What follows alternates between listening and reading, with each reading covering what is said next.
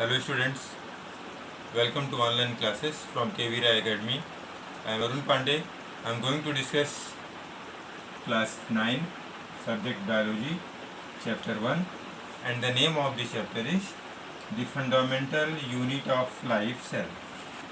So inside chapter the fundamental unit of life cell, today I am going to describe about osmosis, then endoosmosis, and then after exosmosis.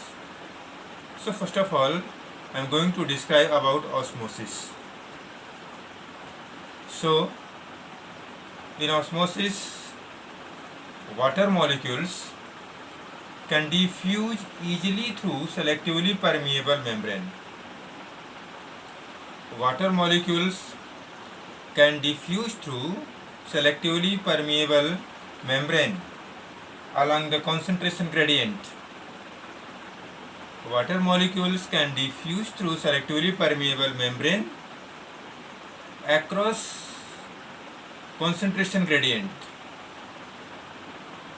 Water also follows the law of diffusion. Water also follows the law of diffusion, but the process occurs faster in gaseous phase than in liquid and solid phase. So, water also follows the law of diffusion, but process occurs faster in gaseous than solid or liquid. The movement of water molecules through selectively permeable membrane is called osmosis. Movement of water molecules through selectively permeable membrane is called osmosis. So this is the definition of osmosis. Movement of water molecules through selectively permeable membrane is called osmosis. The movement of water molecule across the cell membrane is also dependent on the amount of solutes dissolved in water. So the movement of water molecules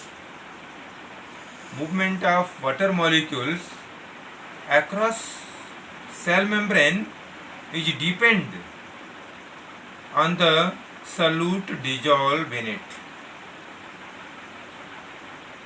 So the concentration of water in solution is inversely proportional to the concentration of solute present in it. So the concentration of water in a solution is inversely proportional to the solute dissolved in it. Therefore, osmosis can also be defined as the diffusion of water across the cell membrane from the region of lower solute concentration to the region of higher solute concentration. So class 9 student, once again try to understand the second definition of osmosis. So what will be second definition of osmosis? So second definition of osmosis will be diffusion of water across the cell membrane. Diffusion of water across the cell membrane from the lower concentration to the higher concentration. So depending on amount of solute dissolved in water,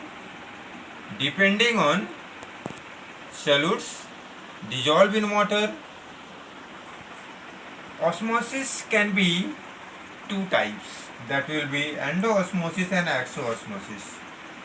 So what will be endoosmosis? When water diffuses into the cell,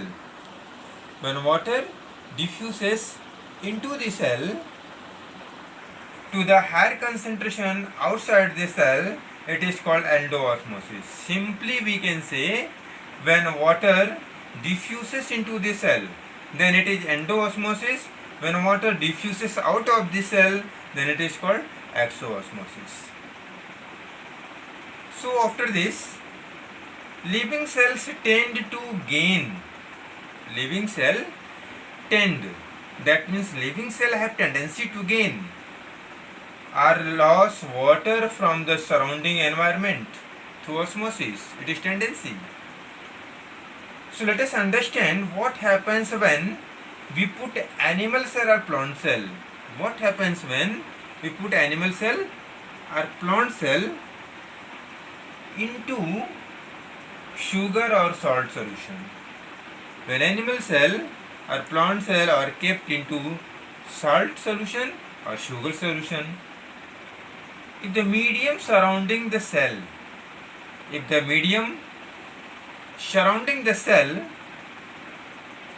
has a higher concentration of water than the cell, which means that the outside solution is a very dilute.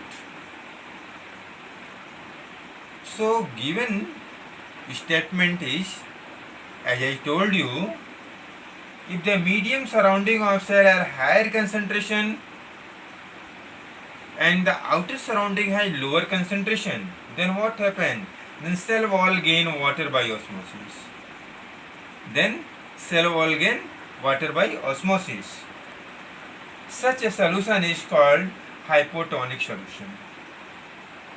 That means a solution in which cell gain water, so that will be hypotonic solution. In hypotonic solution, water molecules are free to pass across the cell membrane in both directions. In hypotonic solution, the water molecules are free to move across the cell membrane in both the directions.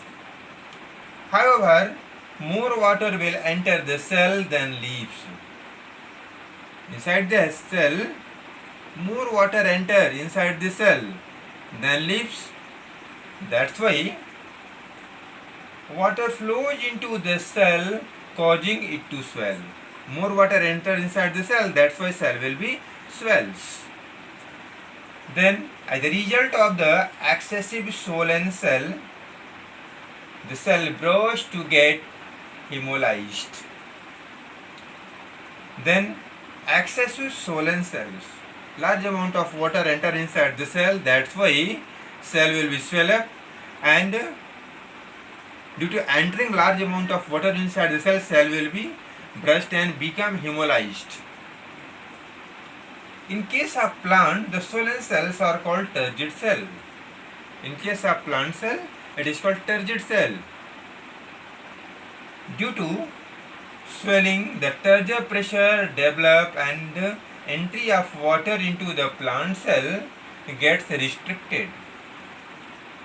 That means due to swelling, the turgor pressure develop and the entry of water into plant cell get restricted, that means get stopped.